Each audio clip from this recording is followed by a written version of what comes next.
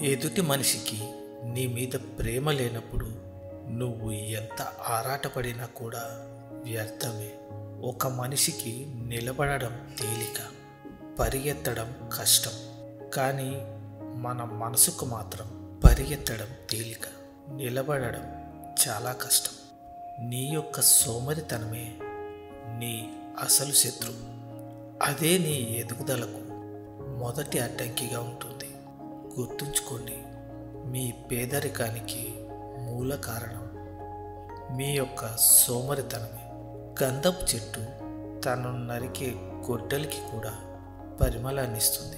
అలాగే మంచి వ్యక్తిత్వం ఉన్నవాడు తనను ద్వేషించేవాడికి కూడా మంచే చేస్తాడు. మీ దగ్గర ఎంత సంపద ఉన్నప్పటికీ, మీరు శారీరకంగా ఎంత బలంగా ఉన్నప్పటికీ, మానసిక ప్రశాంతత లేకపోతే ఎన్ని ఉన్నా వ్యర్థమే. మీరు జీవితంలో ప్రశాంతంగా ఉండాలి అనుకుంటే అనవసరమైనవి అంటించుకోకండి. అలాగే పనికిరానివి పట్టించుకోకండి. నువ్వు ఎంత తిట్టినా, అలాగే ఎంత కోపడినా కూడా మళ్ళీ మీతో మాట్లాడుతున్నారు అంటే మీరంటే ఇష్టం మాత్రమే కాదు, వారి యొక్క విలువలను అలాగే మనోభావాలను కూడా పక్కన పెట్టేంత ప్రేమిస్తున్నారు అని అర్థం. వారికి ఈ ప్రపంచంలో మీకంటే ఎవరు ముఖ్యం కాదు. అలాగే మీకోసం ఎవరినైనా సరే వదులుకోగలరు.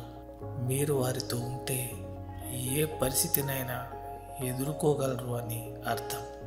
అంతేకాని వారికి మనోభావాలు అలాగే ఏ విలువలు లేక కాదు.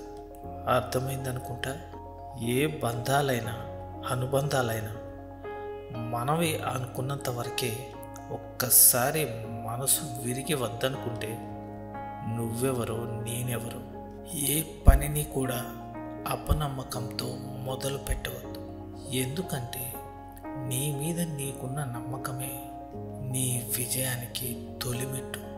రావడం అలాగే పోవడం అనేది నీ చేతుల్లో ఉండవు. ప్రేమ అలాగే ఆప్యాయతలు పెంచే వ్యక్తిత్వం మాత్రమే నీ చేతుల్లో ఉంటుంది. మిమ్మల్ని ఇష్టపడిన వారిని ఎప్పటికీ వదులుకోకండి. మిమ్మల్ని వద్దనుకున్న వాళ్ళ గురించి అస్సలు పట్టించుకోకండి. వాళ్ళు ఎవరైనా సరే. నీకు గెలుపు కావాలి అంటే పడక వీడి ప్రయత్నం చేయి. అంతేకాని పడుకొని కలలు కనకు. కలలు కనాలి అంటే నిద్రిస్తే చాలు. కానీ ఆ కలలను నిజం చేసుకోవాలి అంటే నిద్రపోకుండా కష్టపడాల్సి ఉంటుంది. దేని విలువైనా సరే అందుబాటులో ఉన్నప్పటికంటే అందకుండా దూరమైనప్పుడే బాగా అర్థమవుతుంది. కడుపు కాలిన వాడికి మెతుకు విలువ తెలుస్తుంది. అలాగే కష్టాలు పడిన వాడికి బ్రతుకు విలువ తెలుస్తుంది. ఒక మనిషికి గాయం వల్ల కలిగిన బాధ కొన్ని రోజుల వరకు బాధిస్తుంది.